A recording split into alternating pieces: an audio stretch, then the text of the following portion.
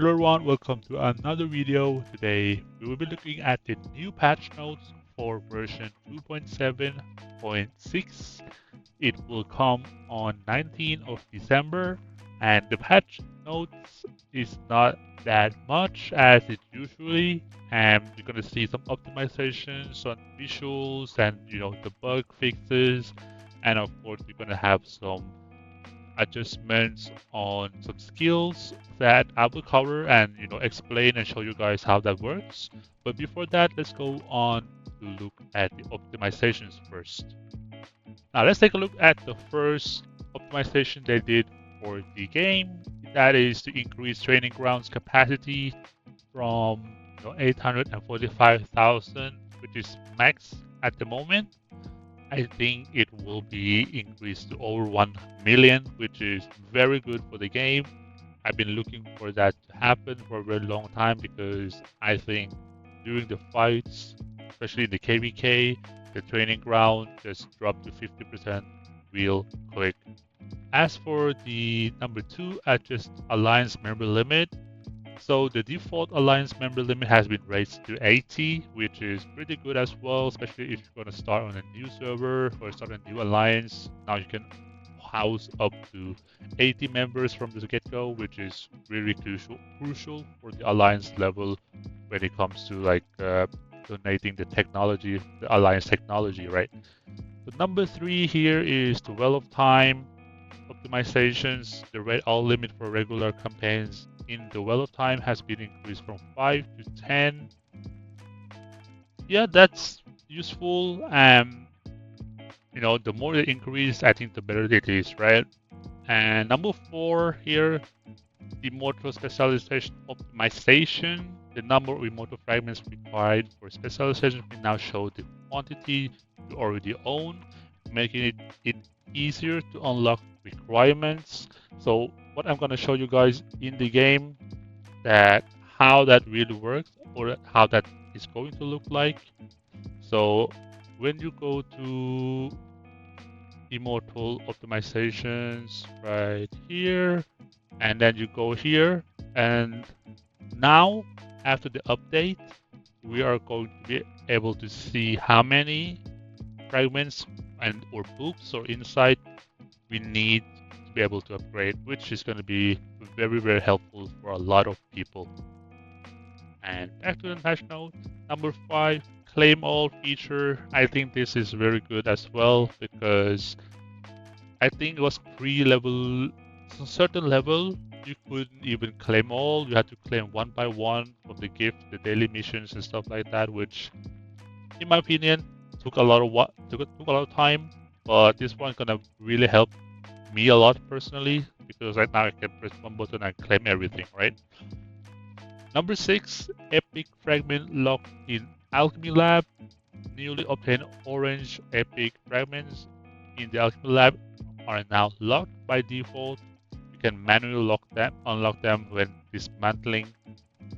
I mean, yeah, I guess it's good. I thought they did that already because all my epic fragments are locked anyway, so it doesn't change anything for me. But for some people that are don't pay attention that much, this will be very helpful for them.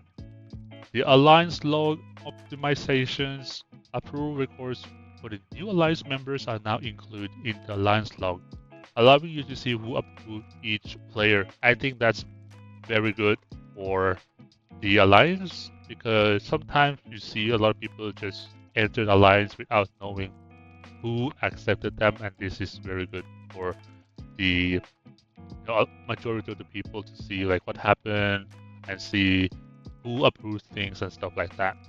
Nine-tail display, the hair color for nine-tail display and the deployment animation has been changed to purple for consistency with its avatar, gallery, and battle appearance. But to be honest, I'm fine with it, but I'm not gonna lie, I really like Ninetales when she had the white hair because she's supposed to be a fox, right?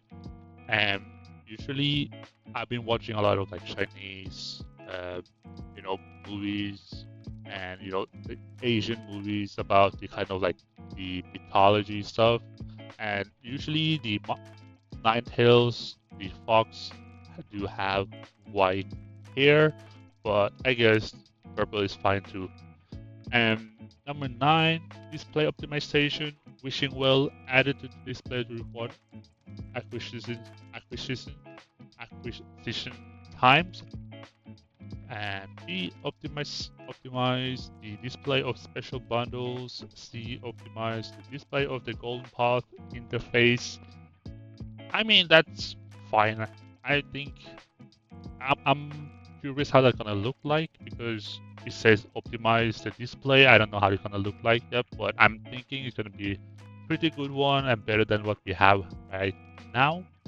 Number 10, server migration power limit adjustment. The default power limit for a server migration has been lowered to the minimum, which I think is pretty good. Sometimes you know, it just jump out because somebody left it out and now it's gonna default power limit. So this is gonna be really good, I think, for a lot of servers that are trying to protect their server and community. This will be very good. So the number 3 here is corrosive power. I do not know why they did adjustment on that, but I'm assuming they're buffing because they're buffing the skill a lot. Because the previous one is after dealing direct damage and no damage over time with an ultimate skill 3 times, restore 20 plus or 60 plus 20 per level energy points and increase the damage of your ultimate skill by 18% plus 6% per level for 2 seconds. So what they did here, they basically added from 2 seconds to 9 seconds, which, I think this skill is going to be very, very good after the patch. And if you already have it, you're pretty lucky. But if you do not have it, I do recommend you get it, this skill. And, it's going to be, I think this skill is going to be one of coming into the meta again, because now you're guaranteed to get the extra damage, ultimate skill damage, because now you have 9 seconds on you, which most immortal will have the time to proc at least one ultimate by the time of the using this skill. So in my opinion, pretty good skill, and now they just make it way more powerful. So the number 4 here, and the last skill into this patch, is the Heavy Lifter. Heavy Lifter is causing ultimate skill have 50% chance to deal magical damage.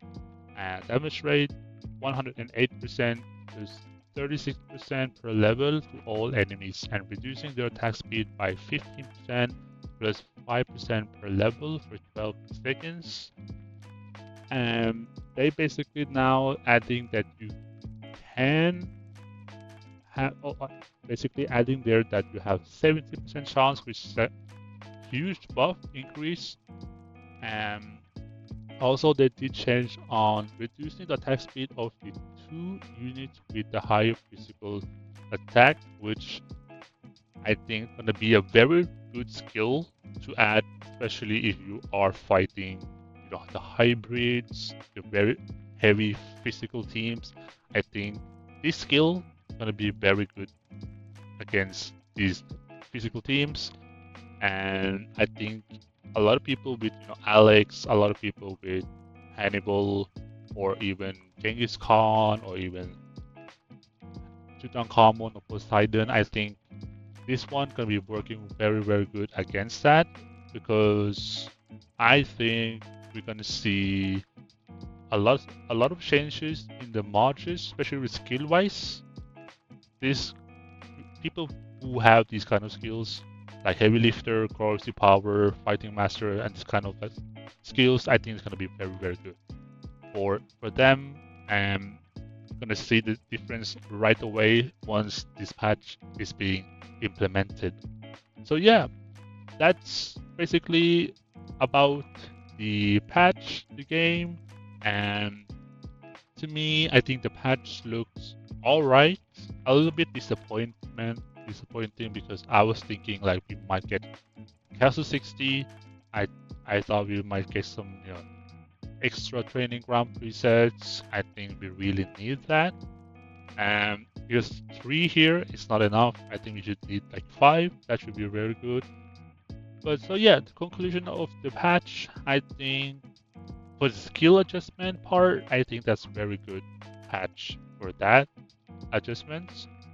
But as for the other part, I think that's decent. It doesn't really affect me. I'm in the late game stage, so it doesn't really, help me a lot to change what I'm doing, what I do daily. But it's pretty good. I think the patch is okay. A little bit too small, a little bit disappointing because a lot of people were expecting Castle 60, as I mentioned, and then the Stardust reset. I think this one is one of the most anticipated for a lot of player base right now, that we can reset a lot of these levels and put it on somewhere else. That's what a lot of people are waiting for, but I guess we have to wait a little bit longer. So yeah, that's it for me and this patch. I think the patch is a little bit small, but a lot of good bug fixes and adjustments, and the skill adjustment is very good. I gonna give props to that. So yeah, that's it for this video. I hope you guys enjoyed this video and the patch note and my explanations. If you have any questions, please leave a comment in the daily talk session in the game or YouTube channel, and I will reply as fast as I can. So thanks you guys. Have a nice day. See you guys in the next video.